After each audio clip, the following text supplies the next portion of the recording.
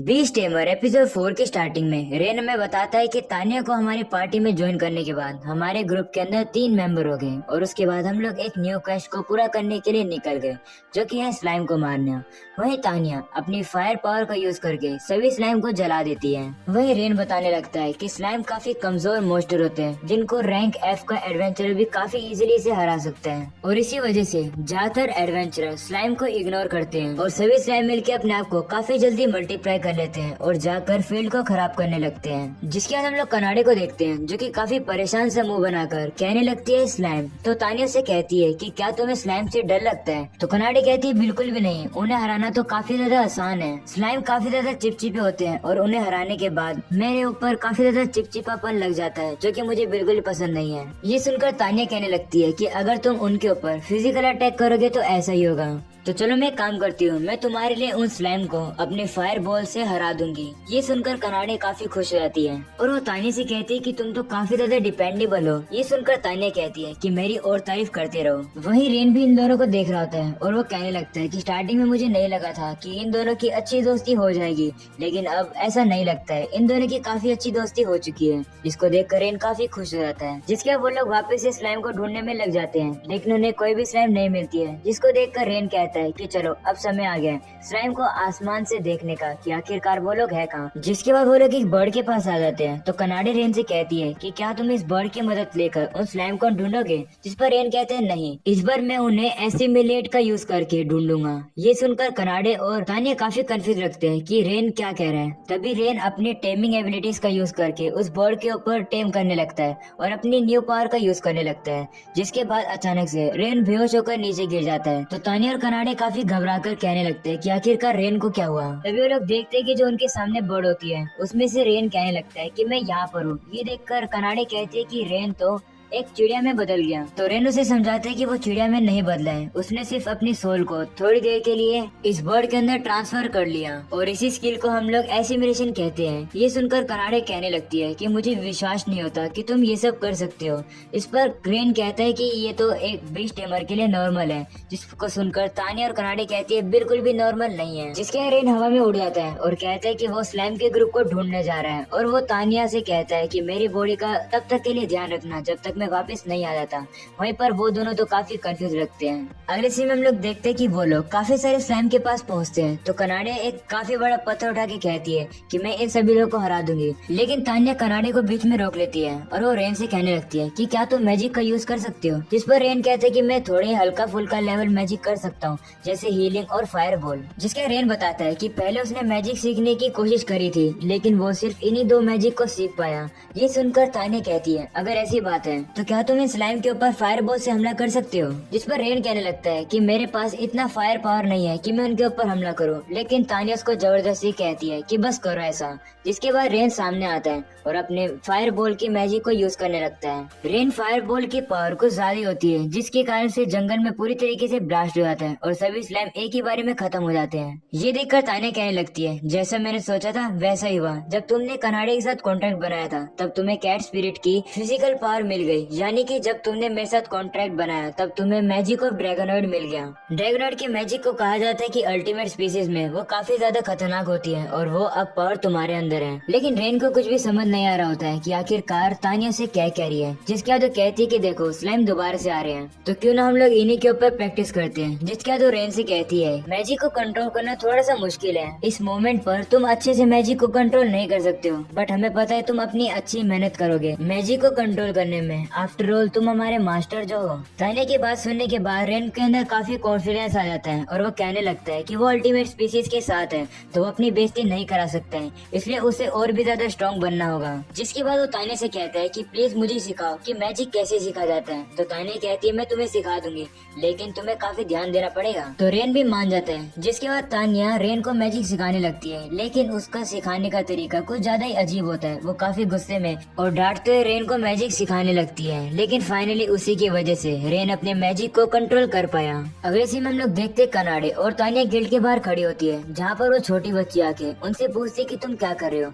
इस पर कनाडे उन्हें बताती है कि हम लोगों ने अपनी जॉब फेस कर ली है और हम लोग गिल्ड में रिपोर्ट करने वापस आए हैं। जिसके बाद वो बच्ची तानिया से कहती है कि आज तुमने किस चीज को मारा, जिस पर तानिया से बता तुमने काफी सारे स्लाइम्स मारे। ये सुनकर वो बच्ची कहती है हाँ, मेरी मम्मी भी मुझसे कह रही थी कि स्लाइम सारे फील्ड के वेजिटेबल्स खा जाते हैं। तो तानिया से कहती है अब तुम्हें चिंता करने की जरूरत नहीं है, सभी स्लाइम्स खत्म हो चुके हैं, तुम्हें जितनी मर्जी वेजिटेबल्स खाने तुम उन्हें खा सकते हो। जिसके बाद रेन गिल्ड से बाहर आ जाता है और कहता है क्वेस्ट पूरा हुआ और हमें काफी अच्छा रिवॉर्ड मिल गया। और हम नेक्स्ट सीन में हम लोग देखते हैं कि अब सभी लोग मिलकर मार्केट के अंदर काफी ज्यादा अच्छा खाना खा रहे होते हैं और काफी चीजें खरीद रहे होते हैं। वही रेन बताने लगता है कि तानिया को सभी लोगों ने एक्सेप्ट कर लिया है, ये समझकर कि तानिया एक अजीब लड़की है जो कि ड्रैगनवर्ल्ड के कपड़ों में घूमती रहती है और कभी कभार उसने सभी के सामने अपनी आइडेंटिटी रिवील करने की कोशिश तो करी है, लेकिन बाद में सब कुछ ठीक है। और अब डिनर के टाइम में कनाडे और तानिया खाने को काफी जल्दी खा रहे होते हैं और काफी सारा खा रहे होते हैं। ये देखकर रेन कहने लगता है कि क्या अल्टीमेट स्पीसीज का पेट भी अल्टीमेट होता है। लेकिन कुछ भी हो, जिसके बाद वो उन दोनों का शुक्रिया करते हैं आज की हेल्प करने के लिए। तानिया रेन से कहती है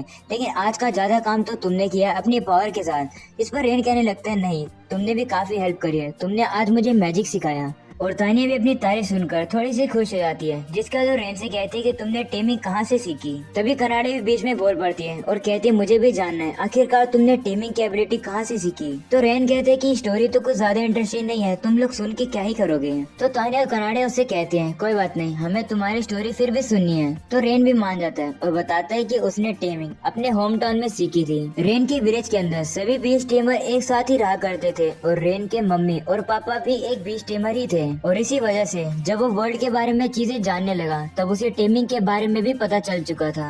रेन कहता है कि जो इंसेक्ट टेमिंग की पावर उसने कनाडे को दिखाई थी वो भी उसने अपने विलेज में ही सीखी थी। रेन कहता है कि उसका विलेज काफी छोटा और एक नेमलेस विलेज था, लेकिन फिर भी वो जगह काफी अच्छी थी। तो तानिया रेन से कहती है कि थी से तुम्हारा क्या मतलब है। तो रेन कहते है क्योंकि उसका जो होम टाउन है वो अब एग्जिस्ट नहीं करता है। ये सुनने के बाद कनाडे को काफी ज्यादा बुरा लगता है और वो रेन से कहने लगती है माफ करना, मुझे ये बात पता नहीं थी। जिस पर रेन कहते कोई बात नहीं, मैं समझ सकता हूँ। तो कनाडे कहती है असलियत में उसने ये बात क्यूरियोसिटी में नहीं पूछी थी, वो तो रेन के बारे में सब कुछ जानना चाहती है। वही तानिया भी यही बात कहती है कि मुझे रेन के बारे में और जानना है। तो रेन से कहने लगते हैं कि अगर तुम्हें बताना मुश्किल हो रही है तो तुम्हें हमें बताने की जरूरत नहीं है। वही रेन कहने लगते हैं कि मेरे कॉम्बेट्स मेरे बारे में जानना चाहते हैं, मैं इस फीलिंग को समझ सकता हूँ। जिसके बाद वो डिसाइड करता है कि वो उन्हें अपनी स्टोरी बताएगा। तो रेन बताते कि जब वो 12 साल का था तो उसके पेरेंट्स काफी ज्यादा बिजी थे काम में, इसलिए उसे अकेले प्रैक्टिस करने जाना पड़ा। रेन शाम तक प्रैक्टिस करता रहा, तभी उसे रियलाइज होता है कि उसके विलेज के अंदर से तो एक ऑरेंज कलर की रोशनी आ रही है। तो वो जल्दी से जाकर देखता है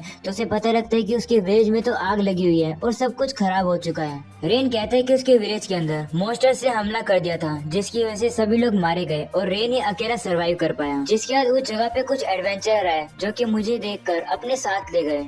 जिसके बाद मैं उस एडवेंचर के लिए काम करता रहा। मैंने सब कुछ किया ताकि मैं सरवाइव कर पाऊँ और ऐसे ही मेरी लाइफ चलती जा रही थी। लेकिन एक दिन मुझे आरियोस और उसका ग्रुप मिला और वो सभी हीरोज थे। कोइंसिडेंटली वो किसी पार्टी मेंबर को ढूंढ रहे थे, तो उन लोगों ने मुझे इनवाइट किया और मैंने भी उनके ऑफर को बिना सोचे समझे एक्सेप्ट कर लिया। लेकिन काफी जल्द मुझे रियलाइज हो गया था कि वो सिर्फ मेरी पावर को यूज कर रहे हैं और जब मैं उनके काम का नहीं रहा तो उन लोगों ने मुझे अपनी टीम से बाहर निकाल दिया।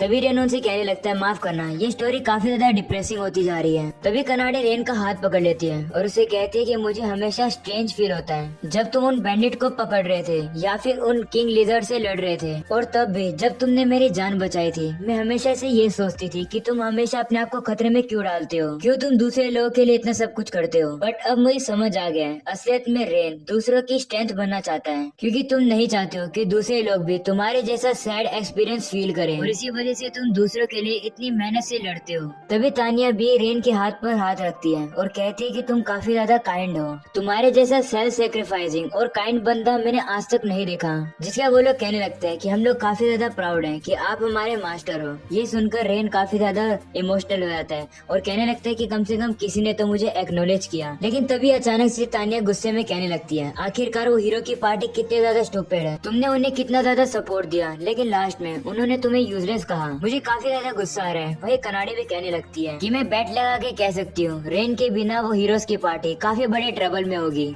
तो रेन उन्हें शांत होने के लिए कहता है और उसे कहता है तुम्हें चिंता करने की जरूरत नहीं है, मैं उन चीज से अब आगे बढ़ चुका हूँ। तभी तानिया शर्मा जाती है और वो रेन से कहने लगती है कि मैं तुम्हारे बारे में चिंता नहीं कर रही हूँ, मैं तो बस ये कह रही हूँ कि वो हीरोज कितने ज्यादा बुरे हैं। तभी कनाडे भी सामने आ जाती है और तानिया से कहती है कि तुम कितनी काइंड हो। इस पर तानिया कहते हैं मुझे टीज करना बंद करो। जिसके बाद अगले दिन वो अपने दूसरे क्वेस्ट पर आ जाते हैं जहाँ पर वो ओर्स को मार रहे होते हैं। वही कनाडे तानिया से कहती है चलो चैलेंज लगाते हैं कौन सबसे ज्यादा मारेगा। तो तानिया चैलेंज एक्सेप्ट करती है। तो तानिया काफी सारे ओर्स के ऊपर अपने फायर बॉल को मार के हरा देती है। वही रेन को दिखाया जाता है जो कि उन्हीं से लड़ रहा होता है। वो कहने लगता है अब हमारी ओर्स को हराने की जॉब है जहाँ पर ऑर्क्स ई रैंक के मोस्टर होते हैं। इनकी फिजिकल स्ट्रेंथ गोब्लिन से ज्यादा डिफरेंट तो नहीं है बट ये अपने साथ वेपन कैरी करते हैं और ये थोड़े ज्यादा स्मार्ट होते हैं। वहीं रेन मुक्के से जाके काफी सारे ऑर्क्स को हरा देते हैं। कनाडे भी काफी सारे ऑर्क्स को मारने के बाद कहती है अगर हम लोग इसी तरीके से करते रहेंगे तो हम लोग इसको काफी जल्दी कंप्लीट कर लेंगे।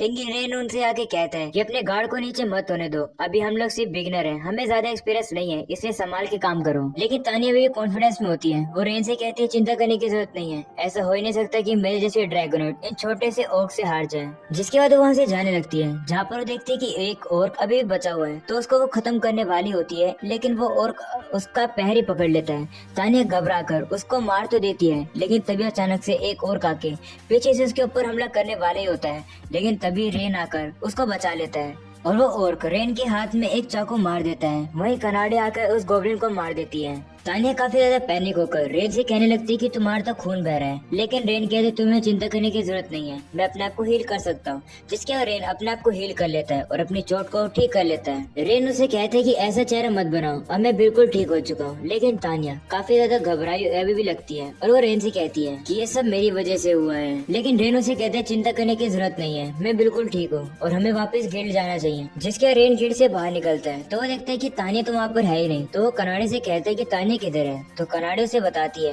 कि वो थोड़ी देर अकेले ही रहना चाहती थी। जिसके बाद हम लोग देखते हैं कि तानिया एक ब्रिज के पास खड़ी होकर काफी दुखी लगती है। तभी वो छोटी बच्ची वहाँ पर आ जाती है और वो तानिया से पूछती है कि आज तुमने किसको हराया। जिस पर तानिया कहती है आज मैंने किसी को भी नहीं हराया। तानिया को दुखी देखकर वो लड़की तानिया से कहती है कि क्या तुम्हें चोट लगी है, अगर तुम्हें चोट लगी है तो तुम्हें बताना चाहिए, ऐसा मुझे मेरी मॉम ने सिखाया है। ये सुनकर तानिया कहती है कि तुम्हारे पास तो काफी काइंड मदर है। तो बच्ची तानिया को शांत होने के लिए कहती है और जिसके बाद वो वहाँ से चली जाती है। तानिया को अब रियलाइज होने लगता है कि उसने अपने टीममेट्स को चिंता में डाल दिया था। वो काफी ज्यादा कॉन्फिडेंट हो गई थी इसलिए उसने अपना गार्ड को नीचे रख दिया था। सोचने लगती है कि आखिरकार वो अब रेन से दोबारा कैसे मिलेगी। तभी वो देखती है कि रेन वहाँ पर आ जाता है। वो तानिया से कहते हैं कि क्या हुआ। जिस पर तानिया उससे माफी मांग कर कहती है कि तुमने मुझे वार्न किया था लेकिन मैं फिर भी बेवकूफी कर बैठी। तानिया रोने वाली होती है। तभी रेन उसके सर पर हाथ रख के कहते हैं कोई बात नहीं। इस पर तानिया से कहती कि क्या तुम मुझ पर गुस्सा नहीं हो। तो रेन कहते हैं कोई बात नहीं, अगर तुम अपनी गलती को समझ गई तो दोबारा से इसको मत दोहराना।